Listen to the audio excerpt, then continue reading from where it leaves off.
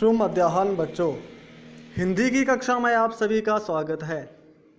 कल की कक्षा में हमने ज्ञान सागर पाठ 12 दोहे को पढ़ा था। हमने सबसे पहले दोहा क्या होता है ये जाना था, दोहों का सस्वर वाचन किया था एवं दोहों के सरलार्थ को पढ़ा था। हमने दोहों में निहित शिक्षा को भी अच्छी तरह से समझा था। कल की कक्षा में हमने पहले 4 दोहों को पढ़ा था। आज की कक्षा में हम शेष बचे हुए 4 दोहों को पढ़ेंगे, उनके सरलार्थ को समझेंगे और इन दोहों में छिपी हुई निहित शिक्षा को भी जानेंगे। आगे है तो सबसे पहले मैं स्वस्वर वाचन करूंगा, आप भी स्वस्वर वाचन करने का प्रयास करें, अनुकरण वाचन करें। रही मन ओछे नरन सो, भैर भली ना प्रीति, काटे चाटे स्वान के, धो भांति विपरीत। नीकी पे फीकी लगे, बिन अवसर की बात, जैसे बसत युद्ध में, रस श्रृंगार न सुहात। अपनी पहुँच विचारी के, करतब करिए दौर, तेते पांब पसारिए, जेति लांबी सौर। कारज धीरे हो तू है, काहे हो तय धीर, समय पाए तरुबर फले, केतक सिंचो नीर। इस तरह से इन दोहों का स्वस्वर वाचन होगा। अब बात करते हैं 5वें दोहे की।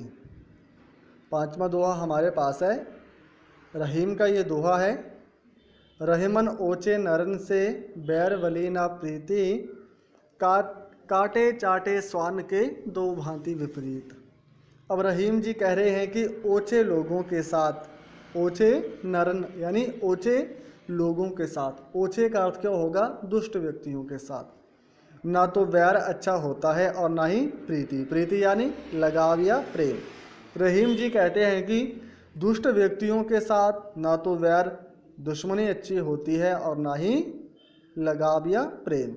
जैसे स्वान का अर्थ है कुत्ता, जैसे कुत्ता चाहे हमें काट ले या चाट ले, दोनों ही परिस्थितियों में हमारा नुकसान होता है, हमें घाटा होता है। रहीम जी कह रहे हैं कि दुष्ट व्यक्तियों के साथ ना तो वैर अच्छा होता है और ना ही मित्रता। जैसे कुत्ता चाहे काट ले या चाट ले, दोनों ही परिस्थितियों में हमारा नुकसान होता है। अगला दोहा है वृंद कवि का। सबसे पहले हमने कबीर के दोहों को पढ़ा, अब हमने रहीम के दोहों को पढ़ा, अब हम वृंद कवि के दोहों को पढ़ेंगे। नीकी पे फीकी लगे, बिन अवसर की बात, जैसे वसत युद्ध में, रस श्रृंगार न सुहात। नीकी पे फीकी लगे का अर्थ है कि उचित अवसर पर उचित ही बात करनी चाहिए। जैसा माहौल हो, जैसा समय हो, उसी तरह का व्यवहार हमें शोभायमान होता है, वैसा ही हमें व्यवहार करना चाहिए। जैसे युद्ध के समय यदि कोई शादी के गीतों को गाएगा तो वह शोभायमान नहीं होगा। तो पूरे दोहे का अर्थ इस तरह से है, उचित अवसर पर उचित ही बात करनी चाहिए, उचित अवसर पर उसके अनुकूल ही बात करनी चाहिए। जैसे युद्ध के समय में विवाह के गीतों को नहीं गाया जाता। आगे है, अपनी पहुँची विचार के, कर्तव्य करिए दूर, तेते पांब पसारिए, जेते लांबी सौर। अब कवि वृंद जी कह रहे हैं कि हमें अपनी पहुँच और विचार को देख करके ही काम करना चाहिए। पहुँच और विचार का यहाँ अर्थ है अपनी क्षमता के अनुसार। हमें अपनी क्षमता के अनुसार ही कार्य करना चाहिए। जैसे हम उतने ही पाँव को पसारते हैं जितनी लंबी हमारी सौर का अर्थ है चादर होती है। रहीम जी वृंद जी कह रहे हैं कि हमें अपनी क्षमता के अनुसार ही अपनी पहुंच और विचार को समझ करके ही कार्य करना चाहिए। जैसे हम उतने ही पैरों को पसारते हैं जितनी लंबी हमारी चादर होती है। अगला दोहा है, कार्य धीरे हो तू है काहे होत अधीर, समय पाए तरवर फले केतक सींचो नीर। कवि वृंद जी कह रहे हैं कि कोई भी कार्य समय आने पर ही पूरा होता है, इसलिए हमें अधीर नहीं होना चाहिए। जैसे चाहे वृक्षों को कितना भी सींच ले, वे समय आने पर ही फल देते हैं। तो पूरे दोहे का सरलार्थ इस तरह से होगा, कोई भी कार्य समय आने पर ही पूरा होता है, इसलिए हमें अधीर नहीं होना चाहिए। अधीर यानी धैर्य, कोई ऐसा व्यक्ति जिसमें धैर्य ना हो। जैसे वृक्ष को चाहे हम कितना भी सींच लें, वो समय आने पर ही फल देता है। इस तरह से आज की कक्षा में हमने अंतिम 4 दोहों के सरलार्थ को पढ़ा। सबसे पहले हमने दोहों का सस्वर वाचन किया, आपने अनुकरण वाचन किया, फिर दोहों के अर्थों को अच्छे से समझा, दोहों में निहित शिक्षा को भी हमने अच्छे से जाना।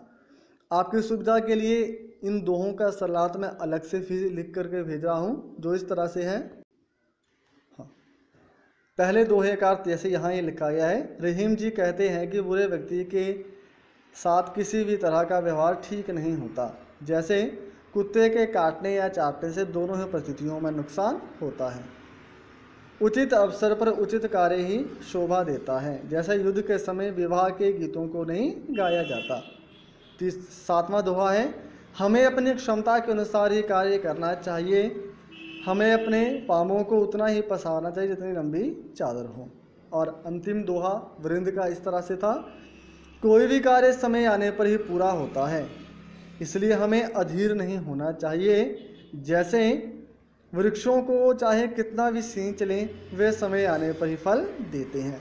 इन दोहों में कुछ कठिन शब्द भी आए हैं, उनके ऊपर भी चर्चा हम करेंगे। जैसे ओछन नरन, ओछे नरन का अर्थ है दुष्ट व्यक्ति, स्वान का अर्थ है कुत्ता, कर्तव्य का अर्थ है कार्य, पसारिये का अर्थ है पसारना, तरवर का अर्थ है वृक्ष और नीर का अर्थ है जल। तो आज की कक्षा में हम यहाँ तक ही पढ़ेंगे। आप आज की कक्षा में पढ़े हुए दोहों का सबसे पहले अनुकरण वाचन करें, बार बार गाने का प्रयास करें, दोहों के अर्थों को इस वीडियो के माध्यम से समझें एवं गृह कार्य में कठिन शब्दों के अर्थों को अपनी कॉपी में करें एवं दोहों का एक सुंदर सुलेख अपनी कॉपी में करें। धन्यवाद। शुभ दिवस।